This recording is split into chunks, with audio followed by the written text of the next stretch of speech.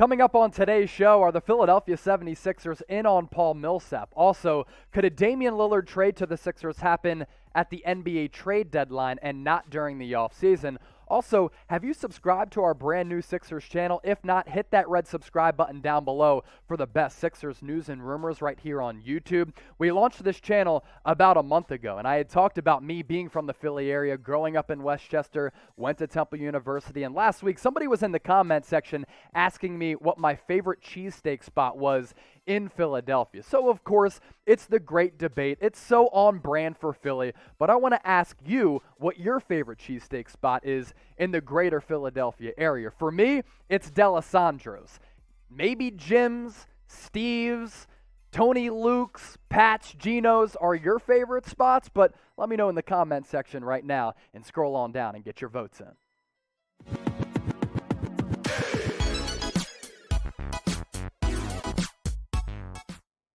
You're watching Philadelphia 76ers now right here on Chat Sports. I'm your host, Chase Senior. Hit me up on Twitter and Instagram. Give me a follow. Slide in my DMs at Chase_Senior. Let's get into these Paul Millsap rumors because they started circulating of late about the Sixers' potential interest in the free agent forward, who for a really long time from 2010 to 2017 was one of the better scoring and rebounding forwards in the NBA. He's not that any longer, but I do think he could be a solid bench piece for a Sixers team that's ready to compete in the Eastern Conference, barring any Ben Simmons trade. According to Jake Fischer of Bleacher Report, who's always had close ties to the Sixers organization, he said that Philly has shown interest in the free agent forward, and there's been interest among the two for a bit, but it hasn't been all that serious. I think Millsap at this point, being 36 years old, is no longer the all-star caliber player that he once was with the Atlanta Hawks, but he can still definitely be a quality bench player for a team like the Sixers ready to compete in the Eastern Conference. You take a look at what he did last year with the Denver Nuggets, a team that with Jamal Murray I thought was in the thick of the race in the Western Conference. Then when he went down, it was really hard for them to compete, although they still had the MVP in the league in the Joker. But Millsap was a productive player for that playoff team last year. 9 points per game, little less than 5 rebounds, still shooting an efficient 47.5% from the floor. I'd like to see his three-point numbers be just a little bit better, but as a baseline jump shot guy, a guy who can knock down some elbow J's as well and extend the floor, stretch the floor a little bit, I do think he brings you a little bit of value on the offensive end still. And then him as a veteran presence can still get it done because he has a knack for making defensive plays as well. Last year with the Nuggets, played 56 games, started 36 games. There's always going to be uncertainty around Joel Embiid's health. He's going to sit out a lot of games. But also, if injuries do happen throughout the course of the season, Millsap is a guy who can either come in off the bench to fortify your bench unit, or he can start games for you as well. 36 starts for a very solid Nuggets team last year is pretty impressive for a guy in his mid-30s.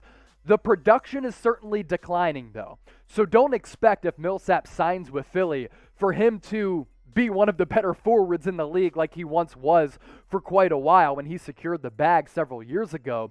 Last year, his lowest points per game output going back to 2007-2008. And in each of the last 4 years, the production numbers offensively have continued to decrease. But again, a very quality veteran presence who helps you in practice, helps you in the regular season as well. With some young pieces on this roster too coming in off the bench, Paul Millsap can just be a guy who comes in and he's like, you know what? I got some swagger to me. I got some confidence. I have been an all-star. I've made a lot of money in this league. I've played for a lot of playoff teams. Let me help you guys out and help getting you to the next level, pushing you over the top, kind of like what Danny Green helped this team do last year as that veteran presence. So Philly, speak up, sound off in the comment section. If you're new to us here at Chat Sports, we're a very interactive YouTube channel, so we love audience interaction, and we love hearing from you. This is your opportunity to hop on board and join the show. Do you want the Sixers to sign Paul Millsap? Get those votes in the comment section right now. Type S for sign or type P for pass. I talk about Millsap and that run that he went on from 2010 to 2017 when he made it to All-Star games and was able to make a lot of money in this league. He was phenomenal and somewhat under the radar as a guy who was kind of overshadowed in Atlanta because that's not the best and biggest basketball market. But the numbers, they were the truth, man. Little less than 17 points per game, 8 rebounds. He's still a good defensive player, but back then he was, because he has a knack for kind of playing the passing lanes, 1.5 steals per game throughout that 7-year stretch. And I talk about that report from Jake Fischer on Millsap. Here's what he had to say, because when you have a veteran player like this who's been so accomplished, there are going to be suitors in NBA free agency, and there are teams in on Paul Millsap, according to Fischer. He said this: Golden State has been the team most often linked by league sources to Paul Millsap, arguably the most consequential free agent left.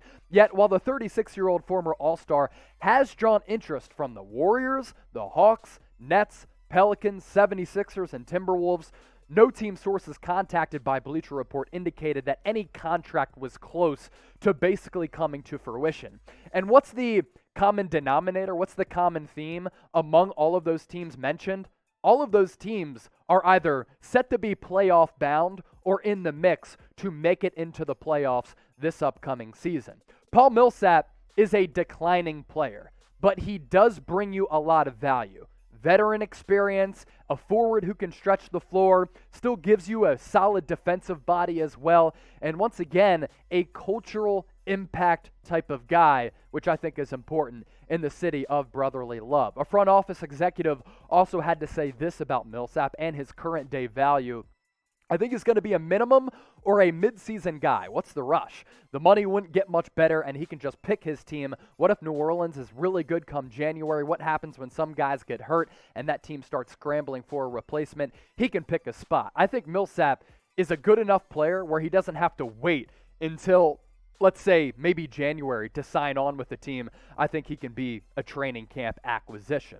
Where do you think Millsap is going to go? Another question that we cooked up for you, Philly. Type S for Sixers, type O for other. Get those predictions in for Millsap into the comment section right now. So back a little bit more than a month ago, here at Chat Sports, we launched 2 new NBA channels. Knicks Now, as well as Sixers Now. And in a little more than a month, both of these channels have taken off to really impressive degrees. But the Knicks, they're knocking on the door of 2,000 subscribers. And Sixers fans, we cannot allow the Knicks to get to 2K subs before we get to 2K subs. I mean, almost 1,700 subs in a little more than a month is very impressive. We're the fastest growing Sixers channel on YouTube, but let's get to 2K and overtake the Knicks. Hit that red subscribe button down below or go to youtube.com/76erstv. You can count on us for all of the best Sixers news and rumors. We move on from Paul Millsap to the latest on Damian Lillard. And we're going to continue to talk about the Damian Lillard to the Sixers buzz because it continues to be talked about in league circles, and Dame continues to be talked about by his teammates and CJ McCollum and other people across the league. Now, the other day, we did talk about this here on the channel. CJ McCollum basically saying that it seems as though Damian Lillard is content as of right now with starting the season in Portland. CJ McCollum had this to say on the Woj pod: on all accounts, based on what I've heard, based on what I've seen, I think Dame just wants to win a championship, and he wants to do it in Portland. We've talked about the parade route. We've shared what it would be like, what that would feel like. And I think McCollum obviously has a great relationship with Dame. He has a sense as to what Dame is feeling. But these situations can change very, very quickly. As for Dame as a player, my gosh, I mean, this guy is one of the most acrobatic and breathtaking bucket getters that we've seen at the guard spot in the history of the league. You can make the argument, because Dame is a threat to put the biscuit in the basket as soon as he crosses half court, that he's one of the best pure scorers in the NBA. Maybe Kevin Durant is a little bit better because of that 7-foot height and that ridiculous wingspan. But as far as clutch genes, is Dame the best clutch scorer in the NBA? I think you could say that because of the long range distance that he has on his shot, but he can get anywhere on the floor and be an elite 3-level scorer. Here's why Dame is frustrated, though. He was drafted by the Trail Blazers back in 2012. He's 30 years old, and the Blazers have only made it to the Western Conference Finals one time, back in 2019. Other than that, first-round exits in 4 of the last 5 years.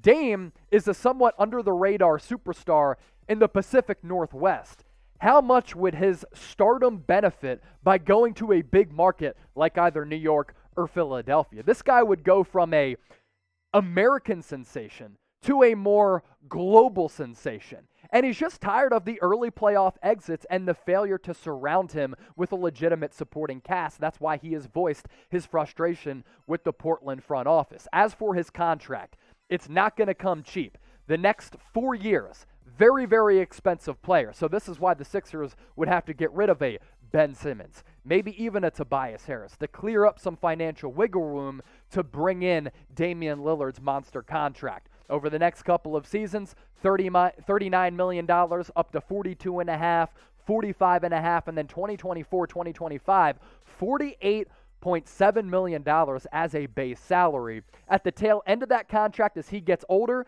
maybe you have some concerns there. But over the next 2-3 years, him and Joel Embiid would be an unbelievable 1-2 punch. And speaking of that 1-2 punch, Shannon Sharpe on Undisputed continued to kind of throw some gasoline on the rumor mill fire by saying this. At the end of the day, I don't think the Blazers are going to be able to surround Damian Lillard with the pieces that he needs, and he's going to have to link up with Joel Embiid, and he's going to end up getting traded to the Philadelphia 76ers. Of course, this is an opinion from Shannon Sharpe. It's not a report from Shannon Sharpe. It's not like he's a Woj or Shams of the world where he's breaking NBA news, but I think there's something to be said there, because I do think that if the Blazers get off to a rocky start, Dame could end up requesting a trade. As for that duo of Dame and Embiid, I think their skill sets, their games really complement one another very, very well. Dame can score from anywhere on the floor. He's just an outstanding bucket getter. Last year, 28.8 points per game. He shot around 45% from the deck, which is impressive given the volume there, and he shot 39% from three. Joel Embiid, though, with Dame on the roster, it's basically the complete opposite of what the Sixers had this past season, I should say, with Ben Simmons, who didn't stretch the floor at all and was allergic to shooting. So the thought here is that Dame would open up so many avenues for Joel Embiid to operate in the low post, high post, as well as the three-point arc, because Dame can also get to the cup. And Embiid, if he doesn't get injured against the Wizards, I think he would have won MVP. 28.5 points per game, 10.5 rebounds, shot 51% from the floor, and a career best, almost 38% from distance, which, as a center, you'll take that any day of the week. So, Philly, maybe I'll put you in shambles by asking you this question. But if you had to pick one guard to start your franchise with, who are you going with? Damian Lillard or Allen Iverson? Type DL for Dame, type AI for the answer. I'm riding with Iverson. I grew up, and at like 6, 7, 8 years old, I went up to my mom asking her if I could get cornrows and tattoos. When I played basketball growing up, I was rocking the armband as well as the headband. Allen Iverson is my guy to start a franchise with. But what do you think? Get those votes in and chime in, sound off down below.